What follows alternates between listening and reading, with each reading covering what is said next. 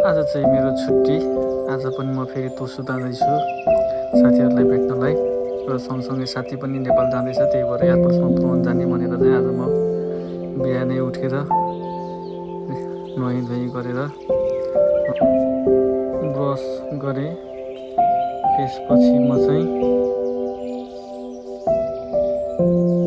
त्यसपछि म आज गएर भोलि बेलुका मात्रै फर्किन्छु र पर्सि फेरि बिहानै काम जानुपर्ने भएकोले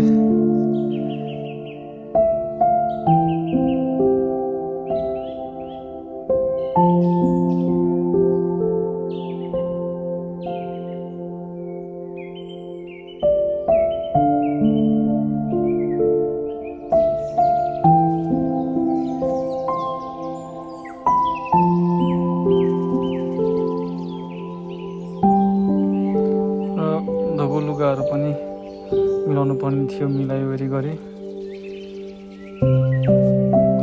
किन भन्दाखेरि म भोलि बेलुका मात्रै आएपछि पर्सि बिहानै काम हुन्छ, त्यसपछि केही पनि गर्न भ्याउँदिनँ। त्यही भएर सबै काम भ्याएर जानुभन्दा अगाडि सक्यो भने भोलि बेलुका आएर खानासाना खाएर सुते मात्रै हुन्छ।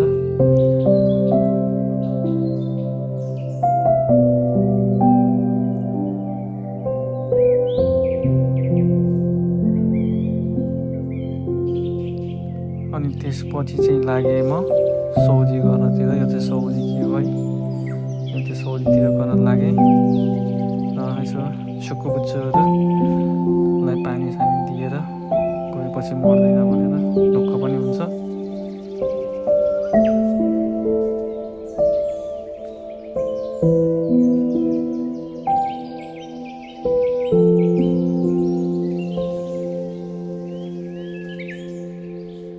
म चाहिँ हिजो आज अलिअलि यसो घरमा भएको बेलामा भ्लग बनाऊँ भनेर भ्लग बनाउनु लागेको छु। धेरै कुराहरू नमिलेको पनि हुन्छ, बोल्न पनि राम्रोसँग आउँदैन, त्यही भएर बोलेको पनि बिग्रेको हुनसक्छ। अब यस्तै हो, सिक्दैछु।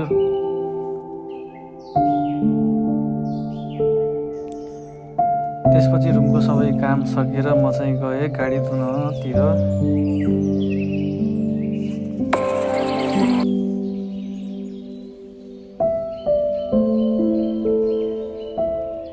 त्यसपछि आफैले पुछिवरी सबै रेडी गरेर म चाहिँ सधैँ आफ्नो गाडी आफैले धुन्छु। किन भन्दाखेरि यहाँ त्यसरी गरे पनि सस्तो पर्न आउँछ, यहाँ सस्तोमा गर्न पाइन्छ।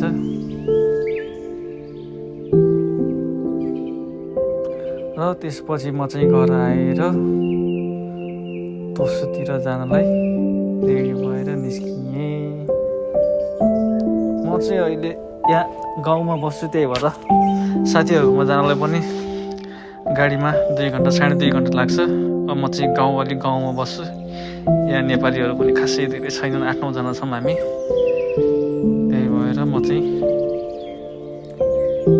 प्रायः तोसु जानु भनेकै साथीहरूको लागि भेट्नुलाई। किन भन्दा म पहिला 7 वर्ष बसेको ठाउँ पनि भयो, सबै साथीहरू पनि त्यतै छन्, त्यही भएर जानलाई सजिलो पनि हुन्छ।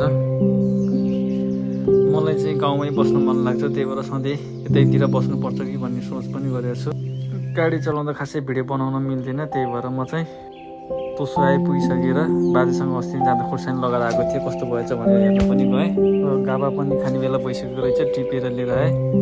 त्यसपछि चाहिँ म चाहिँ हतार गरेर साथीलाई एयरपोर्ट छोड्न पनि गएँ। साथी पनि 8 वर्षपछि नेपाल फर्किँदैछ, म पनि 9 वर्ष लाग्यो, फर्केको छैन। अब म पनि बिस्तारै 2-4 महिनापछि फर्किन्छु होला। र त्यहाँ साथीलाई छोडिदिएर घर पनि फर्किसकेँ। आइपुग्दा पुरै अँधेरो भइसकेको थियो। त्यसरी एयरपोर्टमा गएर बस्ने अनि आफूलाई पनि जाउँ हुने रहेछ। म पनि अब नगएको धेरै भयो, अब बिस्तारै जान्छु। साथीभाइहरू सबैसँग भेटेर आउँछु भन्ने प्लान छ। आजलाई यति नै।